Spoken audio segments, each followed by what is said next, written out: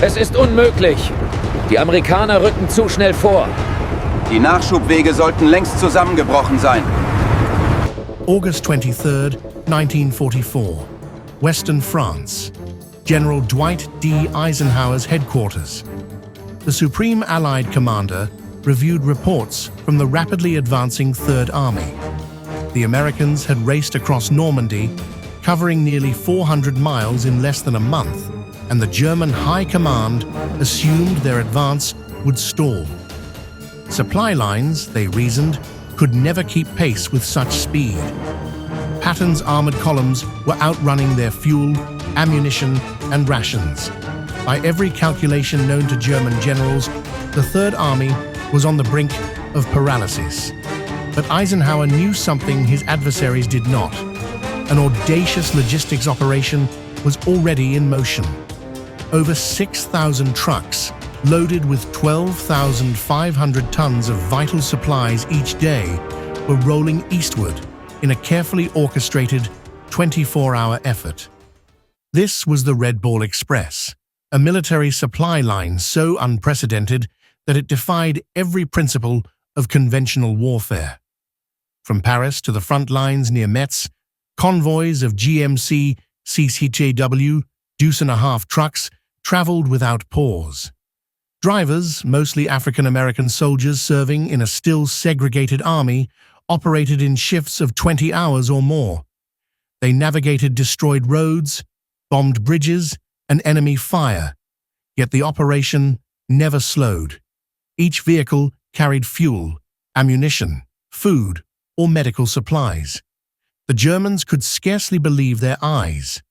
Reconnaissance units reported miles of headlights stretching over the horizon, a perfect target by all logic. Yet the Americans persisted. The scale of the Red Ball Express was staggering. Each armored division required 1,000 tons of supplies daily. Patton commanded 12 such divisions along a 60-mile front. Traditional methods, rail transport, scheduled convoys, depots, had proven insufficient. But the Americans created something entirely new. 2 parallel one-way highways, one for loaded trucks, one for empty returns, with 5-minute departure intervals and mobile maintenance units every 50 miles. Blackout restrictions were abandoned. Headlights blazed night and day. Any truck falling below 25 miles per hour was pulled from the road. Chaos, by German standards, became unstoppable efficiency. August 28, 1944. Reconnaissance report from German 116th Panzer Division. Continuous column of vehicles observed.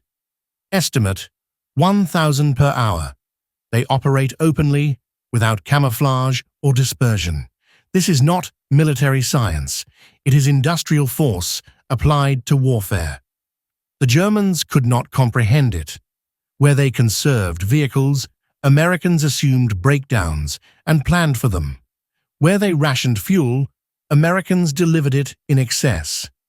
German doctrine emphasized rigid hierarchy and careful planning. The Red Ball Express relied on decentralized execution. Sergeants made decisions that in the Wehrmacht would have required general approval. Soldiers improvised continuously, cannibalizing trucks for parts, creating bypasses around destroyed infrastructure, constructing bridges overnight. Every innovation had human stories behind it. Corporal James H. Brooks drove his truck non-stop for 50 hours, delivering artillery shells to units under fire. Private Robert L. Jenkins's vehicle caught fire. He drove it 2 miles to a field hospital before abandoning it. Mechanics repaired engines in minutes along the roadside. Drivers navigated destroyed terrain without maps, relying on local guides and instinct. By September 5th, German intelligence compiled data that shattered their understanding of logistics. The Red Ball Express delivered nearly 90,000 tons of supplies in a single week. Trucks completed 1.5 trips daily, covering round-trip distances of nearly 700 miles. Fuel consumption for the operation alone exceeded 300,000 gallons per day, yet the supply chain never faltered. German planners who relied on horse-drawn wagons, rationed fuel, and static supply lines were witnessing something unprecedented. Even when the Third Army surged ahead, stretching the supply lines further east, the Americans adapted. New intermediate transfer points were created overnight. Forward maintenance bases doubled their capacity. Driver rotation systems were implemented to prevent exhaustion.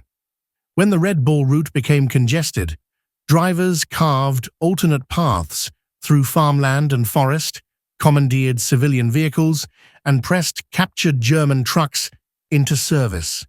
The psychological impact on German forces was profound.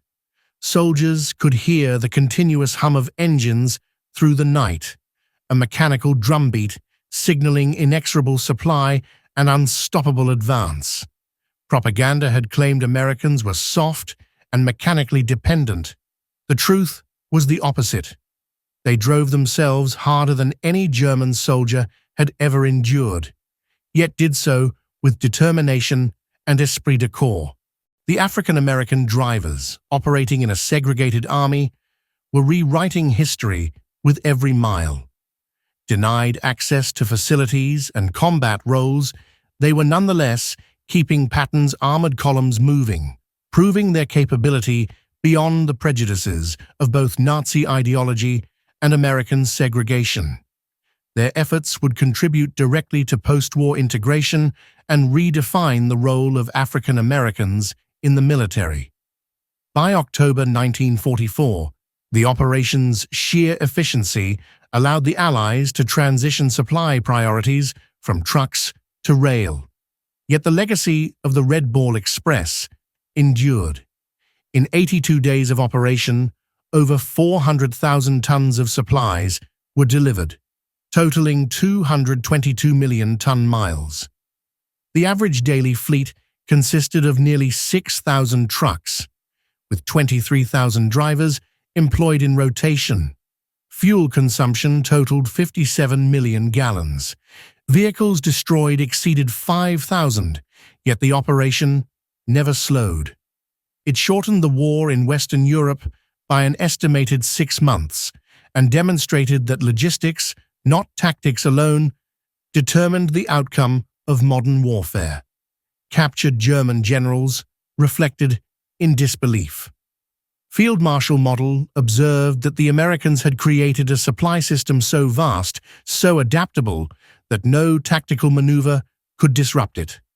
General der Infantry Schulz wrote, "We were not defeated by tanks or planes. We were defeated by trucks." The Red Ball Express was dismantled in November 1944, its personnel reassigned, vehicles redistributed, routes returned to civilian use. Yet its lessons shaped military logistics forever. Volume over efficiency, decentralization over rigid control, industrial capacity as decisive as battlefield bravery. The highways of France, scarred by ruts and temporary bridges, stood as testimony to the operation's magnitude. But the true monument was the speed of Allied victory. Patton himself credited the drivers. "Without the Red Ball Express, the Third Army doesn't move. Without movement, we don't win." These men, mostly African-American, mostly unknown, won the war as surely as any rifleman. In the end, the German generals who laughed at American logistics learned the hardest lesson of modern warfare. The side with the most trucks, not the best tanks or the fiercest soldiers, wins. The Red Ball Express transformed logistics into strategy, supply into victory, and 6,000 trucks into the most decisive weapon of the European theater. The Red Ball Express wasn't just trucks moving supplies, it was a revolutionary demonstration of how logistics can dictate strategy. German generals assumed Patton's advance would stall due to supply shortages, yet 23,000 mostly African-American drivers and 6,000 trucks kept convoys moving day and night.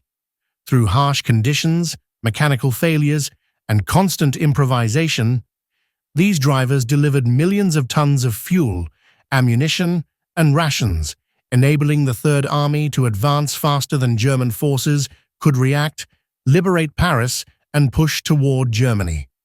The operation proved that in modern warfare, logistics is not support. It is decisive.